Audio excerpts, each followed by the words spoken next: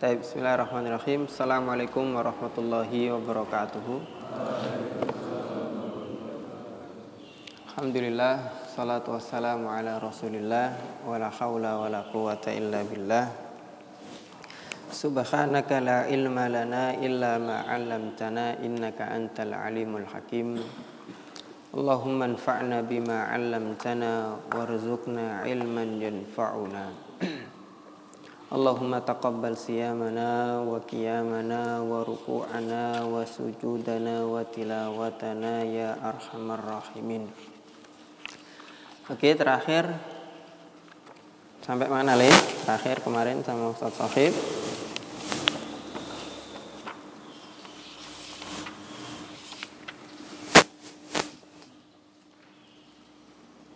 Sampai mana terakhir? Halaman 496. Hadis apa? Halaman. Halaman 1132.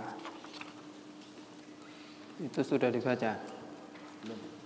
Sekarang kulu sulama min akhadikum itu dah. Yusbihu ala kulli sulama. Iya, yusbihu ala kulli sulama. Benar sampai sini ya? Yang bawa kitab dibuka, sing nggak nggo kitab, kitabmu nanti to le, wis ngaji bendino ora nggo kitab piye.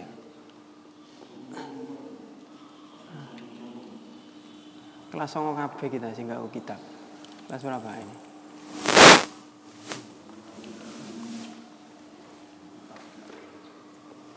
Iki gawat ora nggo kitab, jan sampai iki bil haqi.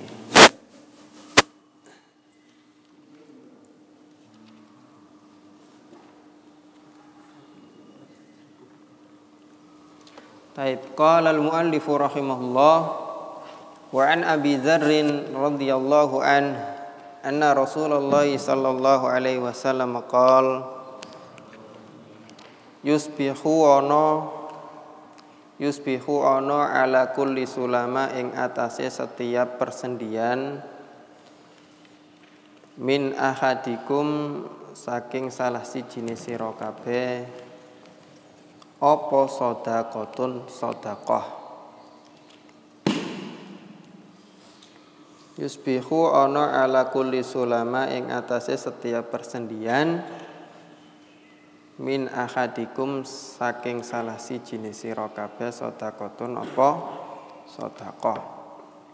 Fakullu tasbihatin moko utawi saben-saben tasbihah iku shadaqatun shadaqah. Fakullu tasbihatin moko utawi apa kulu tadi itu? Saben-saben tasbihatin iku shadaqah. Wa kullu tahmidatin lan saben-saben tahmidah iku shadaqah. Wa kullu tahlilatin lan saben-saben tahlil iku shadaqah. Wa kullu takbiratin lan saben-saben takbir iku shadaqah. Wa amrun lan merentahake bil ma'rufi kelawan kebajikan iku shadaqah. Wa nahyun lan ngelarang anil mungkari saking apa mungkari? Keolohan. Jare Mas Afandi keolohan ya wis keolohan. Shadaqatun iku shadaqah. Wa yujzi'u lan cukup min zalika saking mengkono-mengkono iku rakaatani rong rakaat yarka uhuma ruku' huma ing rakaatani tadi minad duha saking waktu duha rawahu Muslim ya. Jadi hadis ini sebagaimana yang sampean sudah bahas dari awal masuk dalam bab Kitabul Adzkar, bab yang pertama yaitu babu fadli dzikri wal khassi alaihi ya. Bab keutamaan apa kemarin? Bab keutamaan berzikir dan anjuran untuk berzikir ya. Banyak hadis yang sudah sampai baca mulai dari awal sampai akhir, bahwasanya kita ketahui dari sekian banyak hadis-hadis ini adalah satu amalan yang seharusnya, bukan seharusnya, kita semuanya bisa hafal pun. Kalau nggak hafal pun kita bisa mengamalkan yang namanya setiap zikir-zikir yang ada di dalam bab ini. Kenapa demikian? Karena setiap dari kita insya Allah saged ngomong. Gini mboten? Iso ngomong ora? Halo? Iso ngomong kok? Iso ngomong. Iso maca? Iso maca. Ya. Kalaupun nggak hafal, sekarang insya Allah sudah banyak yang namanya fasilitas-fasilitas untuk taqarrub ilallah itu sudah banyak sekali ya. Karena kita sudah masuk pada era 4.0 jari wong-wong kan gitu ya. Banyak fasilitas-fasilitas ini sebenarnya mempermudah kita semuanya untuk taqarrub ilallah. Tinggal kitanya saja apakah bisa kita menggunakan sarana tersebut, fasilitas tersebut, teknologi tersebut untuk kebaikan. Ya, salah satunya ini sudah banyak sekali kutaib namanya ya, kitab-kitab yang kecil-kecil, kitab saku kayak kitab tahfidz maudhu'innya sampean, isinya zikir-zikir. Ada zikir pagi, ada zikir petang, dan ada zikir-zikir yang lainnya. Tinggal kita mau nyari kitab tersebut apa enggak. Nah, kalaupun kita tidak hafal, kita bisa menggunakan itu ya, kemana-mana kita bawa, kemana-mana kita. Kalau longgar kita baca, yang nantinya akhirnya insya Allah setiap zikir itu kita nantinya hafal.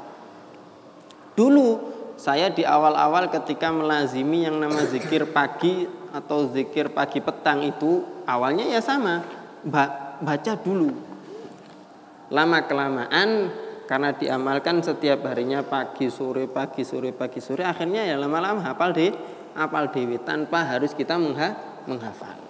Dan yang perlu kita ketahui, yang namanya ibadah zikir itu adalah ibadah yang insya Allah sangat-sangat mudah. Ya, setiap dari kita insya Allah bisa melakukannya. Sebagaimana yang saya katakan di awal. Pokoknya sampai ngomong, insya Allah bisa. Sampai orang yang tidak bisa bicara, orang bisu, itu tetap bisa berzikir. Jangan sampai anggap kemudian orang yang bisu nggak berzikir, enggak. Ya. Karena hakikatnya zikir itu adalah kita memuji Allah, kemudian mengingat Allah. Ya, adapun kalimat-kalimatnya macam-macam. Ya, kalau sampai setiap zikir pagi petang kan banyak sekali. Ya, berbeda dengan ibadah-ibadah yang lainnya. Contoh ibadah jihad, sampai lemes, melengkung pisan, kata jihad fisabilillah, ya toh, nambahi beban. Tidak menambahkan keuntungan bagi kaum muslimin, malah nambah beban. Akhirnya ngurusi sampai wong sing kurus melengkungan gitu. Iya toh. Ibadah haji, apalagi ibadah haji, butuh bondo sing akeh. Iya toh. Kalau melarat kata budal haji numpak apa? Kan gitu. Karena salah satu kapan seseorang itu diwajibkan haji, ya satu mampu apa? Mampu perbekalannya. Karena yang namanya perjalanan haji itu berat dan prosesi haji itu juga membutuhkan biaya. Ya, karena yang namanya haji nggak hanya sehari 2 hari, kan gitu. Kalau umroh sampai datang, ihram, tawaf, sa'i, kemudian cukur rambut sudah selesai. Tapi haji nggak ada urutannya. Mulai dari hari ini, hari kedua, hari ketiga demikian. Jadi nggak semuanya orang bisa. Apalagi ibadah nikah, sing jare wong enak, sampean yo gurung nikah, ya toh? Nah gitu. Apalagi banyak ibadah mungkin itu terbatas bagi orang-orang yang mampu. Tetapi yang namanya zikir, insya Allah kita semuanya mampu melakukan hal tersebut. Tinggal kita mau nopo mboten. Nah gitu. Ya. Maka yang namanya taufik ini harus kita mintakan kepada Allah Subhanahu wa taala. Taufik inilah yang menggerakkan kita untuk akhirnya mudah melakukan satu ibadah. Dari taufik inilah akhirnya kita merasakan nikmatnya, manisnya yang namanya ibadah, kan gitu ya. Jadi sampean silakan bertanya kepada diri sampean masing-masing, sudahkah sampean itu kemudian merasakan kenikmatan beribadah? Ya. Kita tahu yang namanya keimanan itu kan ya naik turun, nggih napa mboten? Nggih. Kan mboten saged kemudian kita semuanya lurus terus ndak. Kita minta kepada Allah keistiqomahan, tetapi itu kemudian pasti ada yang namanya rintangan. Maka dari itu yang dikatakan Rasulullah, al-imanu yazidu wayankus, karena itu sudah ya manusia seperti itu. Kalau lurus terus sampai malaikat jenenge. Kan gitu. Ketika keimanan itu kemudian berada di puncaknya, silakan tanya pada diri sampean sendiri masing-masing, bagaimana ketika sampean melakukan satu ibadah? Apakah di situ sampean mendapatkan satu kenikmatan yang luar biasa? Pokoknya nikmat gitu. Ya, silakan tanya pada diri sampean sendiri, pernah nggak merasakan itu? Kalau belum pernah, coba dicari sampai ketemu, gitu. Karena ketika kita sudah melakukan ibadah, kemudian kita merasakan kenikmatan di situ, enjoy melakukan ibadah di situ, wah wis bakalan ketagihan, ya. Lah, akan tetapi ketika kita melakukan satu ibadah, ternyata yang kita dapati adalah abot, merasakan susah payah. Maka ketahuilah yang namanya ibadah itu memang satu beban, ya, satu beban. Allah mengatakan la yukallifullahu nafsan illa wus'aha. Allah itu tidak memberikan satu beban. Beban itu apa? Segala bentuk ibadah. Tetapi ketahuilah yang namanya beban tersebut pasti kita bisa melakukannya. Lah, salah satu ibadah yang ringan, yang semua kita bisa melakukannya, gak butuh bondo, gak butuh duit, gak butuh gelar, gak butuh jabatan, ini azkar ini, ya, lafaz-lafaz zikir ini yang bisa kita lakukan. Nanti kita ketemu hadisnya, hadis Juwairiyah, ya, yang menjelaskan terkait hal itu. Tapi hadis di sini dikatakan bahwasanya setiap persendian di antara kita itu ada kewajiban untuk mensodokoi, untuk kewajiban bersedekah dengannya. Setiap persendian kita, ya. Maka di sini dikatakan setiap tasbih kita baca subhanallah, subhanallah, subhanallah, itu dihitung sedekah. Kemudian apalagi yang namanya tahmid, alhamdulillah, alhamdulillah, ya. Itu juga bernilai sedekah. Tahlil la ilaha illallah, takbir juga seperti itu, Allahu akbar, Allahu akbar. Itu semuanya dicatat sebagai amalan sedekah di dalam hadis ini. Kemudian yang tidak kalah pentingnya adalah amrun bil ma'rufi, ya, mengajak seseorang melakukan satu kebaikan. Ya. Kita faham hadis yang sampai ketahui semua, yaitu balighu anni walau, sampaikanlah, gitu. Sampaikanlah meskipun hanya satu ayat. Ini salah satu hadis yang menunjukkan bahwasanya kita harus mengajak seseorang untuk melakukan kebaikan dengan menyampaikan apa yang dikatakan oleh Rasulullah ataupun apa yang ada di dalam Al-Qur'an, ya. Kemudian yang perlu sampai ketahui terkait amrun bil ma'ruf ini adalah jangan menunggu sampean semuanya ini kemudian menjadi orang yang tahu segala hal kemudian baru melakukan amar ma'ruf. Faham enggak apa yang saya katakan ini? Jangan menunggu, contoh nih, sampean yang kelas 7 atau kelas 8, kelas 9, saya akan mulai melakukan amar ma'ruf itu ketika saya lulus kelas 9. Karena insya Allah saya sudah hafal banyak hadis, kemudian melewati begitu banyak ujian ini itu, kemudian baru mempelajari fikih, mempelajari tafsir ini, baru kemudian saya mau melakukan amar ma'ruf. Jangan. Yang namanya kebaikan itu konsepnya adalah sabiku, berlomba, bersegera, kan gitu. Apapun yang kita ketahui sedikit atau banyak terkait kebaikan, maka sampean sudah boleh melakukan yang namanya amar ma'ruf. Karena para ulama mengatakan bahwasanya seseorang itu ketika mau melakukan amar ma'ruf menunggu menjadi orang alim dulu, ketahuilah bakal tidak ada yang namanya amar ma'ruf di dunia ini. Sekali lagi, apa tadi? Kalau saja orang melakukan amar ma'ruf itu menunggu menjadi orang yang alim dengan kesempurnaan ilmunya, maka ketahuilah di dunia ini nggak bakalan ada orang yang melakukan amar ma'ruf. Kan gitu, sebagaimana yang sampean biasanya kultum undur, makola, wala tanzur. Silakan kita lihat apa yang diucapkan gitu loh. Bukan yang dilihat adalah orangnya. Meskipun sampean sak nakal-nakal dadi santri, masih punya kewajiban yang namanya amar ma'ruf. Kalau kita mau masuk dalam satu ayat yang dikatakan oleh Allah Subhanahu wa taala, kuntum khaira ummatin ukhrijat lin, apa sebaik-baik umat itu? Salah sijine sing melakukan amar ma'ruf. Kalau sampean ingin menjadi golongan kuntum khaira ummah, meskipun sampean ilmunya masih terbatas atau sangat terbatas, masih boleh yang namanya melakukan amar ma'ruf. Paham ya? Jadi keterbatasan ilmu kita itu tidak menjadikan kita kemudian tidak melakukan yang namanya amar ma'ruf. Dan ketika kita memerintahkan satu kebijakan, memerintahkan orang untuk melakukan kebaikan, ketahuilah itu adalah satu pendongkrak tersendiri. Mosok kita ngongkon A, kita nggak ngelakuin A, kan gitu. Gimana mboten? Lah, ketika kita tidak mampu melakukan satu ibadah B, maka coba kita melakukan amar ma'ruf kepada orang lain untuk melakukan ibadah B tersebut.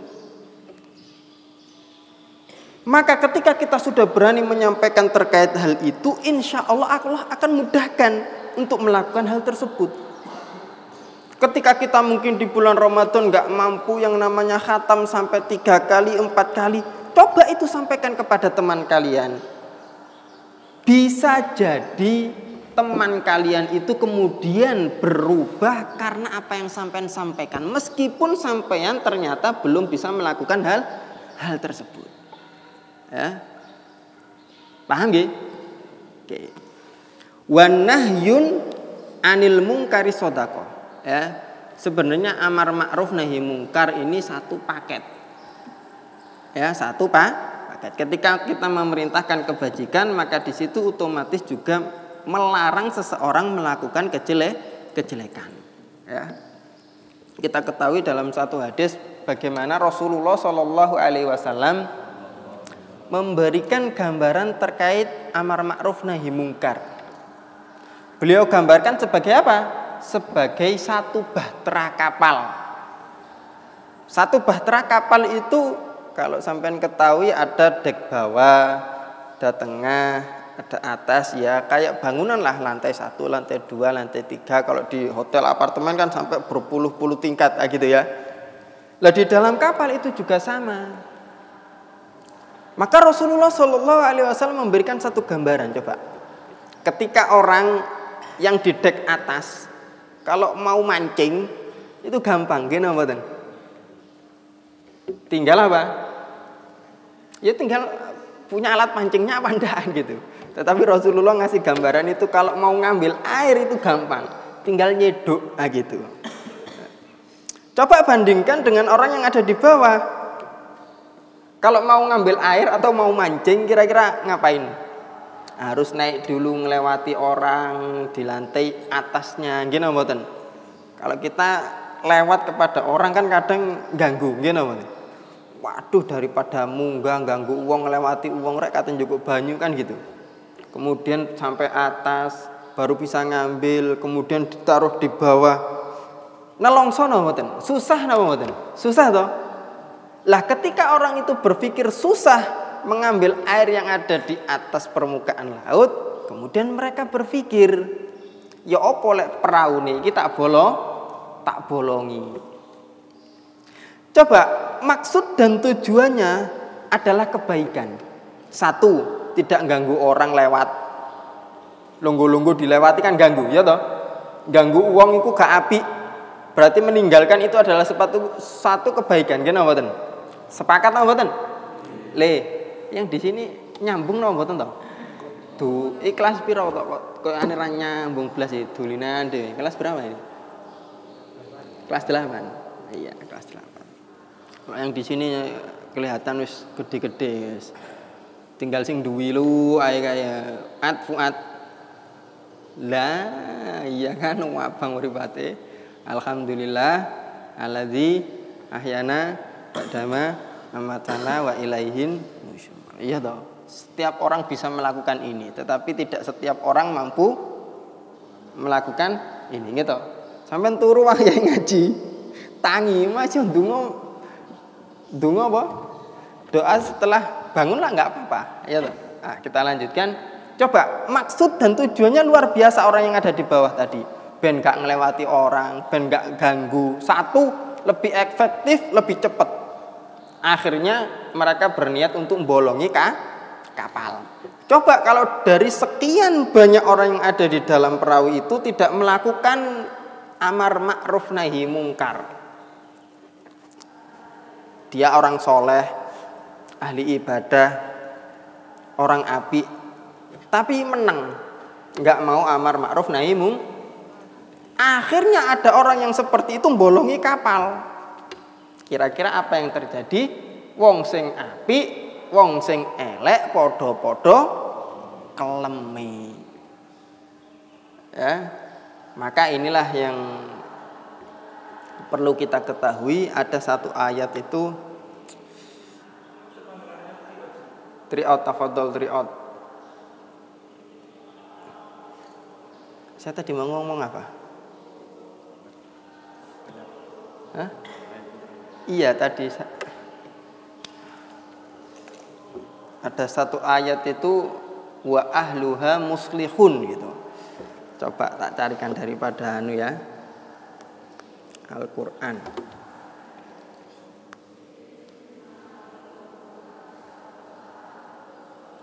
Muslihun.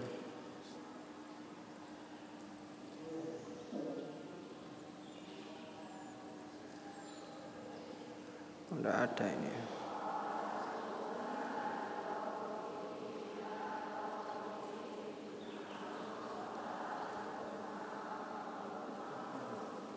Nah ini di dalam surat Hud. Nah bisa sampai catat 117. Allah mengatakan a'udzu billahi minasyaitonir rajim. Wa ma kana rabbuka liyuhlikal qura bidzulmin wa ahluha muslihun. Dan tidaklah Rabbmu itu akan mengazab, menghancurkan satu desa karena kezaliman penduduknya, kalau saja di dalam penduduk itu masih ada orang yang muslih. Nah ini, orang yang muslih itu bisa kita gambarkan sebagai orang yang melakukan amar ma'ruf nahi mungkar. Jadi ada orang solih, ada orang muslih. Kalau orang solih itu hanya solih untuk dirinya. Tetapi orang muslih itu ketika punya teman tidak mau melakukan kebaikan, diajak. Itu namanya muslih. Orang yang memperbaiki. Orang yang melakukan amar ma'ruf. Maka ketika ada orang yang melakukan amar ma'ruf di dalam satu perkampungan, dalam satu desa, akan tetapi penduduknya ini melakukan satu kezaliman, maka Allah masih menunda untuk menghancurkan desa Karena sebab apa? Karena sebab ada orang yang muslih. Sebagaimana juga yang tadi di dalam gambaran satu perahu tadi, mereka nggak bakalan kelem, mereka nggak bakalan tenggelam ketika ada orang yang muslih, ada orang yang melakukan amar ma'ruf nahi mungkar. Tetapi kalau orang baik itu kemudian berhenti dari melakukan amar ma'ruf nahi mungkar, meskipun dia baik, tetapi dia akan masuk dalam bencana tersebut. Ya, kalau dalam konteks pesantren mungkin sampean dalam satu kamar, yo ojo meneng kabeh.